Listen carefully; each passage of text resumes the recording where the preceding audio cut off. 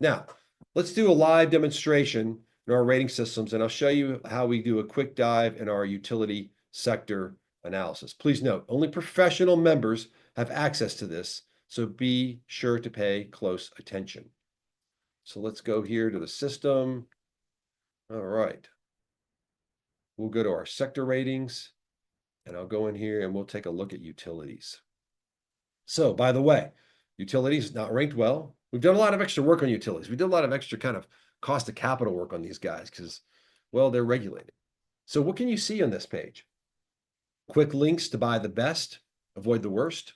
Click on this, bam. Takes you straight to our screeners, summarized for you.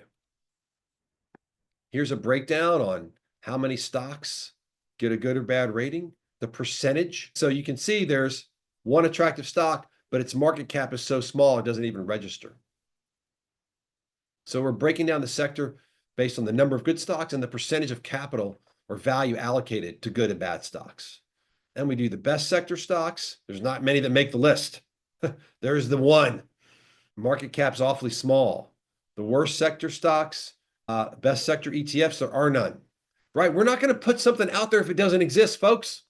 It's honest. We can't say something's good if it's not, just for the sake of being able to make people happy. And trust me, I've run into this. I've sold research into the biggest banks and advisory firms in the world.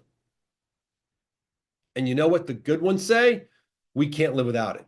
You know what most of them say? Oh, you actually say that you dislike stocks? Oh, we can't have that. Oh, yeah.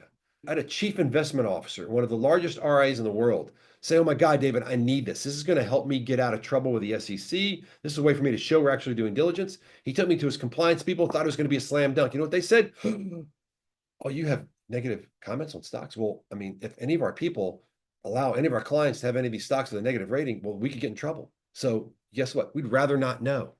They passed on new constructs. Unbelievable. This is what you're up against, folks. Good mutual funds, bad mutual funds don't have it. And then here you get to see at the sector level, economic and accounting earnings. So you can see part of the why it's getting a bad rating because the overall sector, guess what? Oh, that's showing accounting earnings going up, economic earnings are going down, folks. The business is getting worse. Free cash flow down. Price economic book value up. Getting more expensive while the economics are getting worse. That's not good. Not good. Enterprise value up. Free cash flow pretty much flat.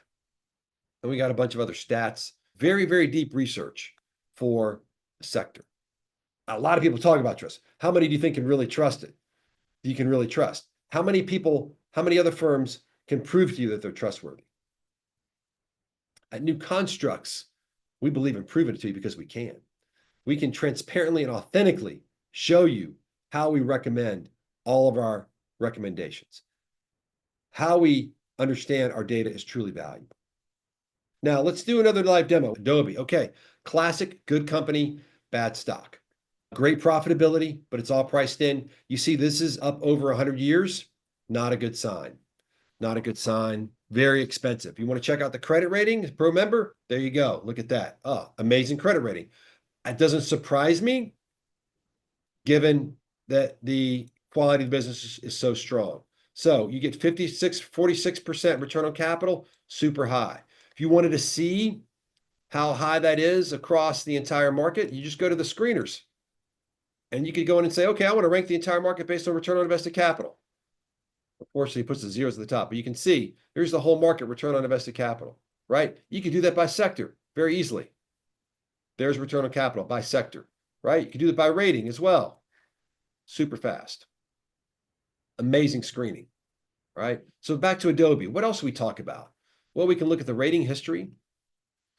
We can do a breakdown into the rating so we can see how economic earnings compare to accounting earnings. So economic earnings are positive and rising, but they're still below accounting earnings. That's not ideal. Return on capital, really steady and rising. We love that. Margins come down a bit, but capital turns offsetting that. That's why you're seeing return on capital go up even though margins are going down.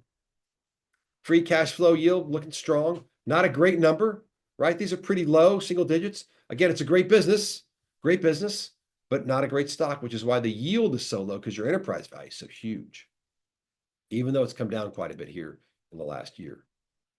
price to economic book value ratio. Here's why I was showing you the distance between these two lines is how much risk. Risk is higher when the distance is higher, right? And you can see the economic book value staying pretty low, right? I mean, compared to the stock price. That's a sign of it's really expensive. When so much of the stock price is dependent upon future growth, not a good thing. And here's a summary of our reverse DCF model. There's the 100 years. There's 100 years. All right, Kyle, what's our next one? Ticker FANG. FANG. Oh, yeah, I remember this stock. Diamondback Energy. So not looking so great, but looking pretty cheap. If you believe that the economics of this business is going to turn around, then this would be a great stock to buy. If you believe that right now they're suffering because oil prices are low and the business is going to turn, this would be a great way to go. Look through ratings. Looks like economic earnings have come down quite a bit, well below accounting earnings. Return on capital was much higher, come back down. So if that's going to go back up, could be good. Margins, this is all probably, related to the price of the underlying commodity. Free cash flow took a big drop. I guess they did a big acquisition here. All right, not a good sign. Not a good sign for capital allocation. So I think this is, it makes me wonder a little bit. Yeah, free cash flow. You can see economic book value took a big drop here. Now below the stock price, way above. It looks like the market knew something bad was going to happen here for a while because the economic book value was way better, but bam, maybe the market knew that this management team was prone to spending big amounts of capital on acquisitions that would ultimately hurt shareholder value. Let's see if there are any hidden liabilities here. Here's another interesting thing about New Constructs. We will show you exactly how we make all of our adjustments. So you can see here, here's reported net income. Here's our NOPAT. So very rare for NOPAT to be above net income. But you can see this because we're giving them credit for a bunch of non-operating expenses. We're pulling that out.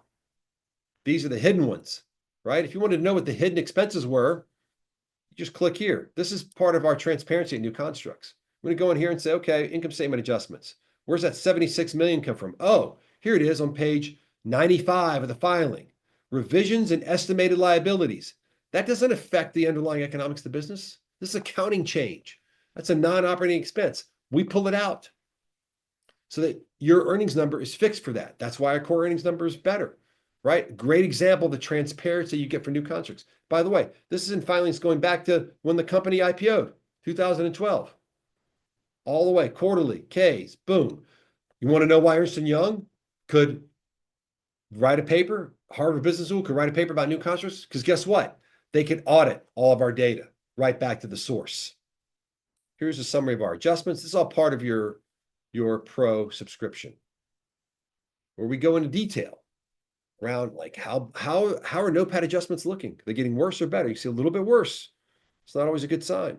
Balance sheet adjustments, better or worse? Yeah, getting worse. Huge increase in net assets here. Huge increase in net assets here. All right, Kyle, what's our third one? Change it up a bit. Someone had the Russell 2000. So we'll look at the style ETF for that, IWM.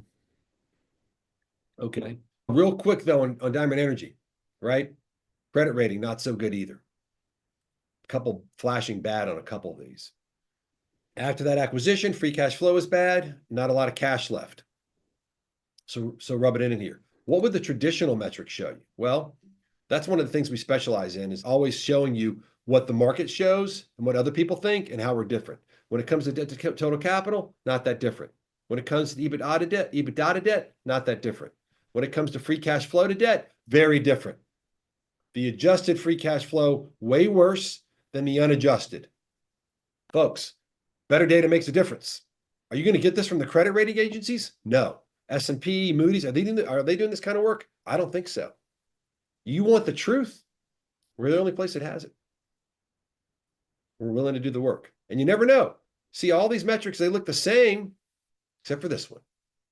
And by the way, that could be the canary in the coal mine that you need to know to avoid something. All right. Sorry about that. Here's the click for the sector ratings I showed you before. We saw the top two sectors, utility is the worst. But going back to our ratings, IWM, we do ratings on stocks, ETFs, and mutual funds. And you can see this is a rating on the overall market, proxy for the market or ETF, based on the holdings. Nobody else does this kind of work. We're building a model. We built a model for every one of the holdings. So when you aggregate that up, you're actually getting a real fundamental picture of what's going on, not just extrapolating past price performance. Very few people invest on stocks entirely based on past price performance. So why do you do that for ETFs and mutual funds? Well, mostly because it's all you got, unless you want to do new constructs. Look, it's not that hard to get better research. You just got to be willing to think a little bit outside of the box, a little bit outside of the box. And you can go to a world of amazing, new, better research at an incredible price. At an incredible price. Don't forget about our education. Huge education. Everything you want to know about everything we do, it's all here explained. Our methodologies, our ratios, everything. We'll show you how we calculate this stuff. Here it is. It's time weighted for average invested capital. You want to know the formula for economic earnings. There's the formula. It's all there. We show you how we do everything because we want you to know how hard we're working. We have nothing to hide. We have the opposite of nothing to hide. We're also tracking FASB because they're changing rules, which changes accounting. Someone's got to help you keep up with that stuff. Those are 3 great stocks. I showed you in the utilities industry how it works. Why don't we go with, we'll go with basic materials. What can you do in our stock screener for basic materials? You want to know all the good stocks, all the very attractive stocks in basic materials? Ready? Go. Click. There's the list. There's only 3. All right, let's make it a little bigger. Very attractive. But let's say we want a 10% free cash flow yield and greater. Go. How many of those are there? 6. Okay, let's say I need to make sure I know which ones to avoid immediately. We'll just focus on the really tough, on the really bad ones. Very unattractive, right? And we can break it down. Let's say, if you're really into construction materials, what are the danger zone in there? Just 1. Okay, what are the really good ones? None, right? This screening tool, what I just did to find you the best and worst, you know what it cost you to replicate this? Hundreds of millions of dollars. To build the history, to build the model, to build the technology, to produce it, the website.